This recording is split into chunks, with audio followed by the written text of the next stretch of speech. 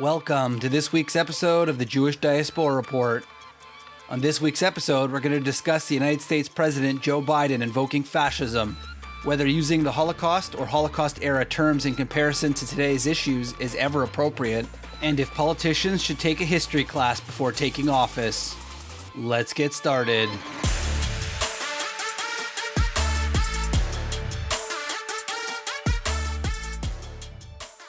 I want to begin this podcast with a mini disclaimer of sorts. Even though this podcast will discuss American politics, this is not going to be taking a side on American politics or American political movements. However, this podcast will focus on the concepts and ideas in American politics on all sides.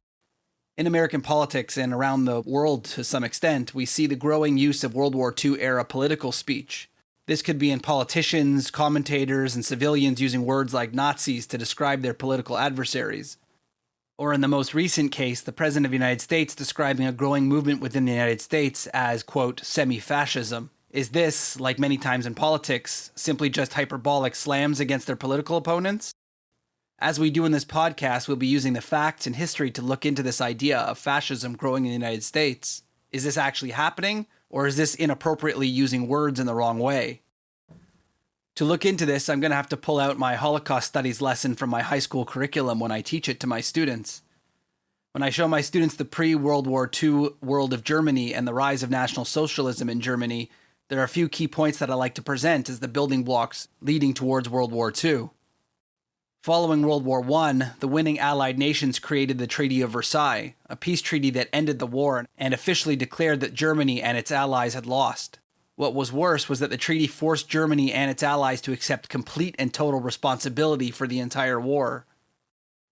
Obviously, anyone who has studied World War I knows that there were many growing issues in Europe, which was triggered by an assassination against a high-ranking member of the Austro-Hungarian Empire.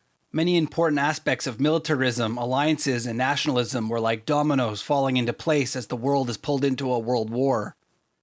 In their surrender, Germany was forced to accept full responsibility in a move for the victors to impose their will and right the historical record. The Allies also punished Germany with devastating punishments.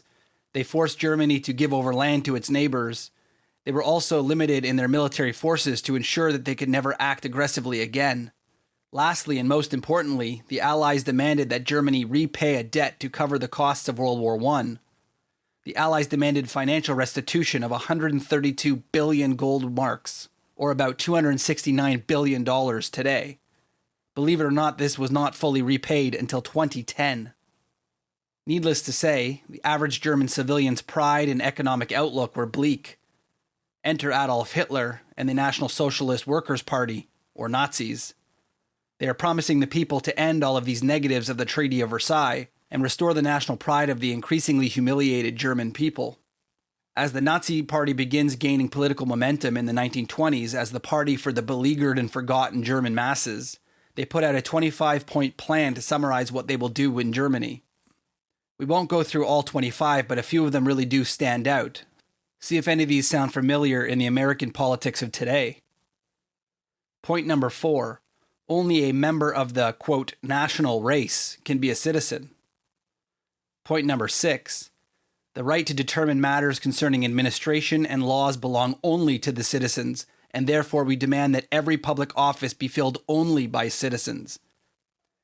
Point number 7. We demand that the state be charged first with providing the opportunity for a livelihood and a way of life for the citizens. Members of foreign nations or non-citizens are to be expelled from the Reich. Point number 8. Any further immigration of non-citizens is to be prevented. We demand that all non-Germans who have immigrated to Germany since 1914 be forced immediately to leave the Reich. Point number 20. The state is to be responsible for the fundamental reconstruction of our whole national education program. Point number 23. We demand legal opposition to the lies and their promulgation through the press. Point number 24. Although all religions are allowed, the party advocates from the standpoint of a positive Christianity. Historically speaking, we've seen some of these concepts in America today. Firstly, we see that politics has become much more polarized as an us versus them idea. We see that it is a growing populist movement that feels that they have been forgotten politically and economically. Most of all, their national pride has been destroyed and or tarnished, and it needs to be repaired. I feel that when this type of thing happens, the environment is ripe for political parties to accidentally or purposely fall into post-World War I platforms in order to get votes from those aggrieved people. The same anti-immigration and America First ideas that have popped up in American politics are right from the fascist playbook. It is not so much the forbidding or banning of immigration that is concerning, although that does ring true today in some parts of American society. However, these ideas are extended to what type of person is considered to be, quote, allowed to be a citizen, and therefore allowed to have a voice in the country's politics. These people also get to decide who they deem fit for running for political office. Even those who are in the United States legally are presented as, quote, the other, and somehow less of a citizen, and should therefore have less of a vote and a say in government. Many of these ideas are that only the right people who believe what we believe get to run and have a say in politics. Another thing that really scared me was this idea that the Nazis considered, quote, national education. The idea that there were certain facts and information that was false and should not be taught to children. The German government wanted to make sure to control what was taught and what especially was not taught in the classrooms to their students.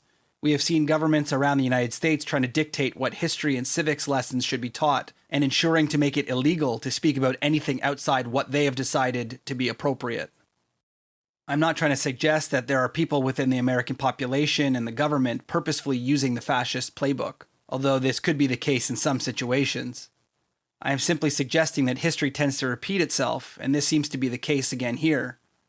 We are seeing a growing and angry populist movement who now feel that they are not being represented. The quote other is somehow taking over their country via population growth and or political power, and therefore the politicians, seemingly more so on the right, have filled this vacuum and have stumbled on these fascist ideas to appeal to the angry populations.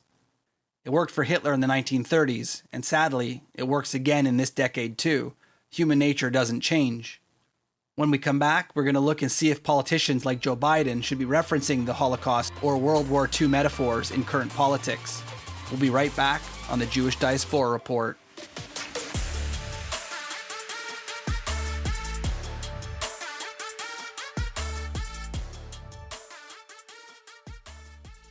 In our last segment, we looked into the similarities between the politics of post-World War I Germany and modern-day America.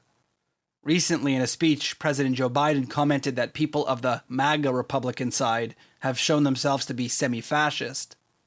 Of course, the right-leaning media and the politicians are up in arms over this horrible comparison. They have painted Biden as divisive. They've even suggested that labeling someone fascist is just over the line. In our last segment, we did see some similarities between the fascist playbook and what's happening now in the United States. But is it right to use these terms in politics? Can modern right-wing populism be compared to historical examples of fascism? We have seen this growing usage of World War II imagery. Politicians often using words like Nazi or Gestapo. We see people comparing nearly everything to the Holocaust these days. First of all, can we ask the question on why everyone has a fascination with the Holocaust? Why is everything compared to that? There are so many other events in the world that could be talked about, genocides and abuse of power or whatever, but for some reason, always the Holocaust. Is it because everyone knows how serious the Holocaust was, and therefore more people would understand the reference and realize how bad this is? However, for some reason, they know how bad the Holocaust was to be sure that they use it as a reference, but don't realize that it is safe to say that almost 100% of what you're comparing to the Holocaust is an inappropriate comparison.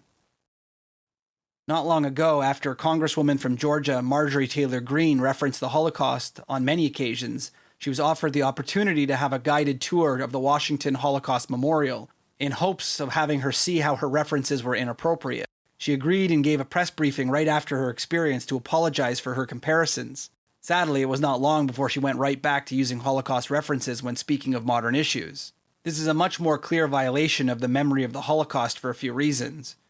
When using very specific aspects of the Holocaust, something without comparison, it is clear that there are no similarities. As an example, mask wearing in death camps could not be more different. These can be very easily debunked in their comparison. However, if someone is to call their political opponent a communist or a socialist or a fascist, are these over the line? I would say that these are not as easily to be dismissed. If someone is, for example, to call their opponent a socialist, it's easy to look through some of their policies and actions to decide if they align with socialist ideologies. Similarly, if Joe Biden is to suggest that his political opponents display some type of fascist ideology, we could easily look and decide for ourselves if that comparison is accurate or not. Even if the right-wing media likes to grab its chest in shock over the idea that the president would evoke this type of language, this, in theory, should be easily disprovable if it's not true. Maybe we should ask to hear what examples Joe Biden has for this type of comparison before we judge it to be inaccurate. Similarly, when someone calls someone a socialist, I would expect that person to be able to provide evidence of why they're making that comparison. I wish the right-wing media would be shocked and up in arms when politicians make references to the Holocaust in the political arena. This apparently is far less of a concern for them. Someone comparing national health advisors to Nazis is far less controversial than suggesting that politicians speak and act in a way that is similar to historically fascist regimes. On the one hand, we have one part of the media claiming that suggesting a political movement is semi-fascist, albeit without supporting arguments, has crossed a line. Whereas those same people calling their political opponents socialist without supporting arguments is apparently not the same thing. I'm not going to roll the many clips on these same media personalities that are up in arms about their opponents calling them fascists, using the exact same words to describe their own political rivals as fascists. The hypocrisy is beyond parody at this point. In the end, we know that the media is filled with exaggerated and hyperbolic outrage with a side of hypocritical actions. We cannot expect much from either side of the aisle. However, what I would suggest is that there should be a line drawn, and all sides should agree. General suggestions of one side being socialist and the other being fascist should be accompanied with some examples and proof of your argument. Hopefully, the electorate will be educated enough to understand these issues in order to know when it's an exaggeration or when the term is accurate. What we cannot do, however, is complain about the rather benign comments while ignoring serious line crossing when it comes to issues of the Holocaust. One thing that is becoming increasingly clear in politics today, it is not that name-calling is an issue or that history repeats itself, but that our politicians need to be more educated themselves. Incredibly, not only is there no educational standards for people who serve in government, but there's no real class for them to take in order to even understand their role in government, let alone the history of the country and the world. I cannot help but think if there was a mandatory education for politicians and government officials, many of these inaccurate historical comparisons and purposefully or accidentally falling into history's mistakes could be avoided. Maybe knowing what the Nazi Party's 25-point plan said and where their plans led to may make American politicians think twice before going down that road, unless of course this is what their actual goal is. What is more frightening in the current situation is that it appears that the most uneducated and ignorant person who is willing to say the most shocking thing against their opponents are the ones getting into office for exactly that. It is no surprise that we are seeing an environment that is just heading politicians down the fascism road, just like we saw after World War I. There's an angry electorate who feels that their national pride has been destroyed and are looking for someone to come and improve their lives. Hopefully, unlike in the 1930s, we won't see the rise of a movement who embraces authoritarianism and fascism as a way of improving their national pride. We saw how well that went the last time. This has been another episode of the Jewish Diaspora Report. Don't forget to check us out on social media at jdr.podcast and listen to some of our other episodes on your favorite podcast source. We'll see you next time.